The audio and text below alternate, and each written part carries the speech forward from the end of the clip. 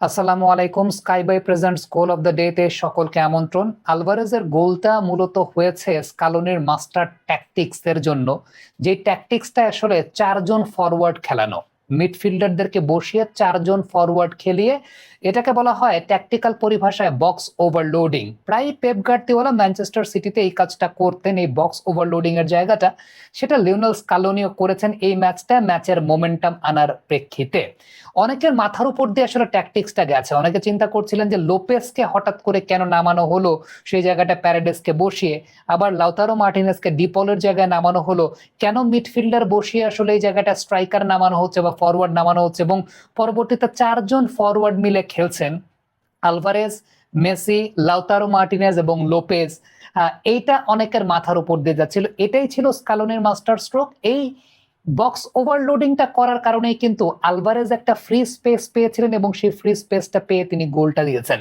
খেয়াল করে দেখবেন যে এক্ষেত্রে ব্যাপারটা আসলে কি ঘটেছে।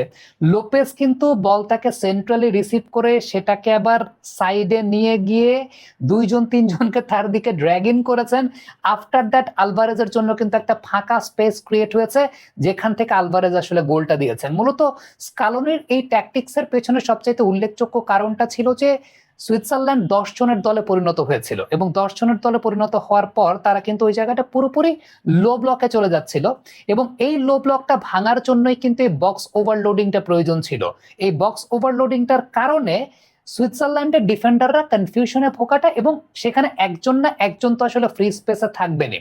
আপনি ওই গোলটার যদি অ্যাটাকটা লক্ষ্য করে দেখেন, প্রথমত লিওনেল মেসি ডান দিক থেকে ওইটা ঢুকেছেন, সেখানে একটা অ্যাটাক জেনারেট করেছেন, তার সঙ্গে কিন্তু ওই জায়গায় ২-৩ জন অকুপাইড ছিলেন। মেসি কিকটা নিয়েছেন, গোল হয় নাই, রিবাউন্ডে এসেছে। আফটার দ্যাট ওই জায়গাটা থেকে কিন্তু আমরা যে বিষয়টা দেখতে পেয়েছি যে লোপেজ তিনি বলটাকে নিয়েছেন, তার সঙ্গে কিন্তু তিনি ২ জনকে আবার ড্র্যাগ করেছেন। তার সঙ্গে ২ জনকে ড্র্যাগ করে তিনি পরবর্তী সময় বলটা দিয়েছেন আলভারেজকে। আলভারেজ সেই বলটা নিয়ে পরবর্তীতে গোলটা দিয়েছেন। এটাই হচ্ছে বক্স ওভারলোডিং এর ফসলের জায়গাটা। এই জমাট রক্ষণটা ভাঙার জন্যই এই বক্স ওভারলোডিংটা তিনি করেছেন। এবং চায়না থেকে নিজের ব্যবসায়িক পণ্য সোর্সিং বা শিপিং করুন ১০ বছরের অভিজ্ঞতা সম্পন্ন স্কাইবাইয়ের মাধ্যমে। উল্লেখযোগ্য ব্যাপার যেটা সেটা হচ্ছে যে যখন আসলে এই মিডফিল্ডারদেরকে উঠিয়ে নেওয়া হলো, তখন ম্যাকালিস্টার কিন্তু লিডিং রোলটায় ছিলেন, এবং ম্যাকালিস্টার ওই জায়গাটায় একদম মানে সেন্ট্রালি লিডিং রোলটা থাকার কারণে মিডফিল্ডে তখন যে বিষয়টা হয়েছিল যে দুদিক থেকে কিন্তু উইংও ইনিশিয়েট করতে পেরেছে। আমরা নিকো গঞ্জালেসকে দেখেছি, তিনিও সেই জায়গাটায় উঠেছেন, তারও একটা কন্ট্রিবিউশনের জায়গা ছিল। তবে উল্লেখযোগ্য ব্যাপার হচ্ছে আলমাদাকে একটা ফ্রিল্যান্স রোল দেয়া হয়েছে। আলমাদা মূলত মিডফিল্ড থেকে ওই ফরওয়ার্ডদের মাঝখানের একটা ফ্রিল্যান্সার রোল হিসেবে কাজ করেছেন, যিনি আসলে মূলত খেলাটাকে অনেক বেশি মাত্রায় ঘুরিয়ে দিয়েছেন।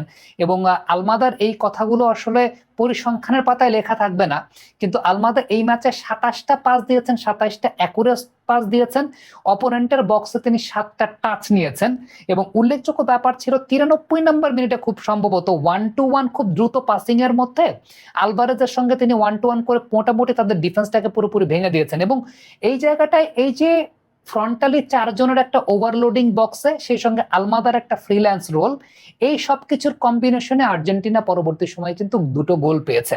ইভেন আপনি যদি চিন্তা করে দেখেন ৩ নাম্বার যে গোলটা কাউন্টার অ্যাটাকে আর্জেন্টিনা দিয়েছে, এটাও কিন্তু ওই ট্যাকটিক্যাল ওভারলোডিং এর ফসল, যে কারণে মানে সুইজারল্যান্ড তাদের বক্স থেকে বলটাকে ক্লিয়ার করতে পারে নাই।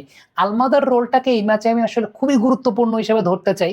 এবং মানে দ্বিতীয়ার্ধে মানে ওই ৯০ মিনিটের পরের যে সময়টা, ওই সময়টায় ৩০ মিনিট, ওই ৩০ মিনিট আলমাদা পুরোপুরি ডমিনেট করে দিয়ে গেছেন। এবং লিওনেল স্কালোনির মানে মাস্টার স্ট্রোকের যে জায়গাটা, এটা অনেকে আমি দেখছিলাম সোশ্যাল মিডিয়াতে অনেকে সমালোচনা করছেন যে স্কালোনি এটা কি ট্যাকটিক্স করছে, কিন্তু এটা অনেকের মাথার উপর দিয়েই গেছে, পুরোপুরি মাথার উপর দিয়ে গেছে। কারণ এই জায়গাটায় ওভারলোডিং করে তিনি মূলত ফাঁকা স্পেসটাকে ক্রিয়েট করতে চেয়েছিলেন, এবং সেই ফাঁকা স্পেসটা আর্জেন্টিনা ক্রিয়েট করতে পেরেছে। আর আলমাদার কথাটা আলাদা করে আবারও বলতে চাই যে এত দ্রুত গতিতে পাসিং এবং সেই সঙ্গে মানে কম্বিনেশনটা এত সুন্দরভাবে তিনি সেট করেছেন। আমি জানি না নেক্সট ম্যাচে আলমাদাকে আসলে স্টার্টিং 11-এ স্কালোনি খেলাবেন কিনা, এটা স্কালোনি খুব ভালো জানেন। বাট এই ম্যাচটা আর্জেন্টিনা আসলে টেস্ট ম্যাচ ক্রিকেটের মতো ইনিশিয়ালি খেলেছে, তারা টিকে ছিল। বাট টিকে থাকার পর ডমিনেশনের জায়গাটা এই স্কালোনির যে ট্যাকটিক্যাল চেঞ্জটা, যেখানে আসলে ৪ জনকে ওই সামনে রেখে একটা ট্যাকটিক্যাল ওভারলোড করে বক্সের ওই আশেপাশের জায়গাটাতে আলমাদাকে ফ্রিল্যান্স রোলে খেলিয়ে সেখান থেকে পুরো বিষয়টাকে জেনারেট করেছেন। ইট ওয়াজ রিয়েলি মাস্টার ট্যাকটিক্স, অনেকেরই মাথার উপর দিয়ে গেছে, বাট ট্যাকটিক্যাল জায়গাটা আসলে এই জায়গা ছিল। But Switzerland played well in this match, এটা অস্বীকার করার কোনো সুযোগ নেই, কিন্তু পরবর্তী সময় তারা আসলে চ্যাম্পিয়নশিপ টিমের চ্যাম্পিয়ন স্ট্র্যাটেজির কাছে হেরে গেছে। কমেন্ট বক্সে আপনাদের মন্তব্য মতামত জানতে চাই, লিখে পাঠাবেন।